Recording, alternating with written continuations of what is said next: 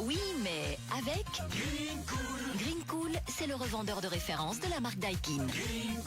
Des climatisations qui rafraîchissent en été et chauffent en hiver. Avec Green Cool, pas de soucis, nous nous déplaçons partout, dans les provinces de Liège, Namur et Luxembourg.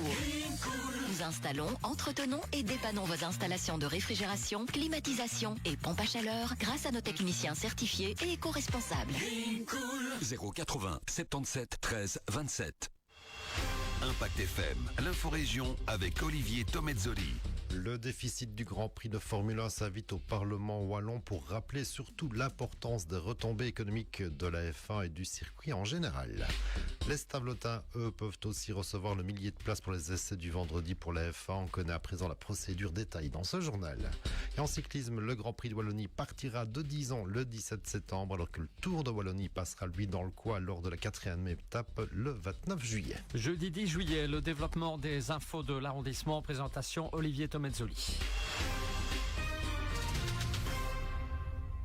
Bonjour à tous, on commence avec le chapitre fait divers et tout d'abord ce feu de broussailles heureusement rapidement maîtrisé hier en début d'après-midi du côté de Bulange. Alors que le temps est revenu au sec, la prudence s'impose encore et toujours pour éviter tout départ de feu dans la nature. Et un autre incendie lui aussi heureusement rapidement maîtrisé par les pompiers de la zone germanophone, c'est un chariot élévateur en Clark qui a pris feu à Möderscheid sur la commune d'Amblève.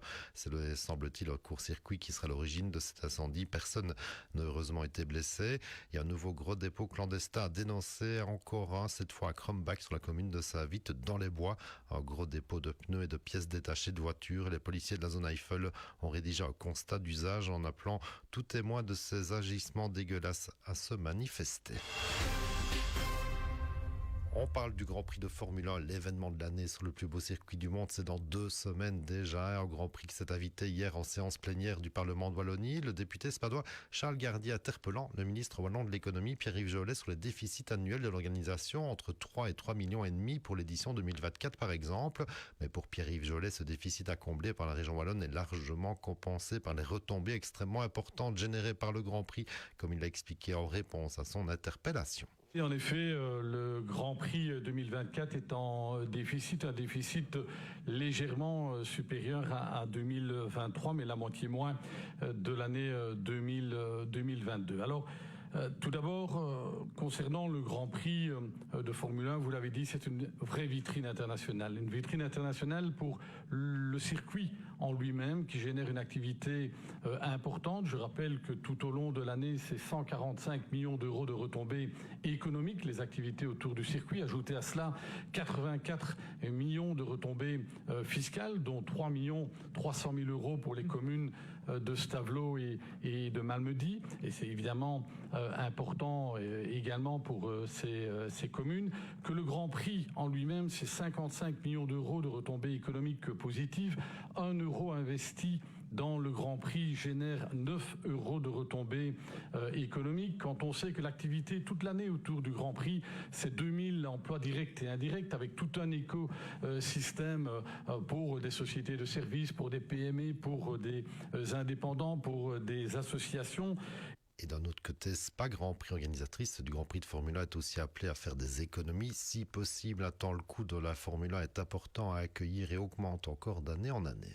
Nous faisons en sorte, comme au niveau de l'intercommunal du Grand Prix, qui a comme but d'avoir une autonomie financière à l'objectif 2031, au niveau de Spa Grand Prix, on essaie évidemment de diminuer les dépenses et d'augmenter les recettes. C'est compliqué puisqu'on sait que le plateau lui-même de la Formule 1 a fortement augmenté, qu'il y a des dépenses en matière de sécurité qui sont importantes, qui ont augmenté, mais il y a un effort qui est demandé à la société de Spa Grand Prix pour comprimer évidemment ces dépenses et faire en sorte que le déficit soit le moins important possible à l'avenir.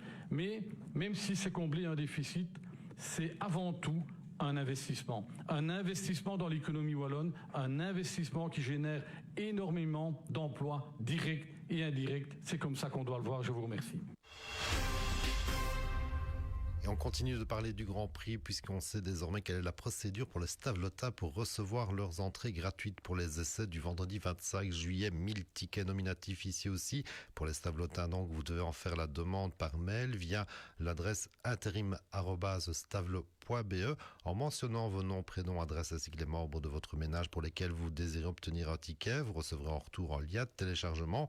Les entrées seront attribuées dans l'ordre chronologique de réception des demandes et les personnes qui n'ont pas accès à Internet peuvent se présenter avec leur carte d'identité à l'accueil de l'hôtel de ville, instable donc pendant les heures d'ouverture des bureaux et dès aujourd'hui. Bref, passez un bon moment au circuit pour la F1. Et enfin, un petit peu moins rapide sur 2 roues et sans moteur a priori. Et alors que le Tour de France bat son plat plus près de chez nous, on peut annoncer que le départ du Grand Prix de Wallonie aura lieu dans l'arrondissement à Dizon précisément. Ce sera le mercredi 17 septembre. Une belle occasion d'approcher de près les stars du peloton professionnel. Peloton qui quittera le centre de Dizon vers Petit-Rchin et arrivé comme de coutume pour ce Grand Prix de Wallonie au sommet de la citadelle de Namur. On rappellera aussi que le Tour de Wallonie passera également chez nous. Ce sont les mêmes organisateurs lors de la 4e étape le mardi 29 juillet. Départ de Walkenrad, arrivée à Soreille avec un passage par le point culminant de notre pays. Autant le savoir. L'info continue sur notre page Facebook Impact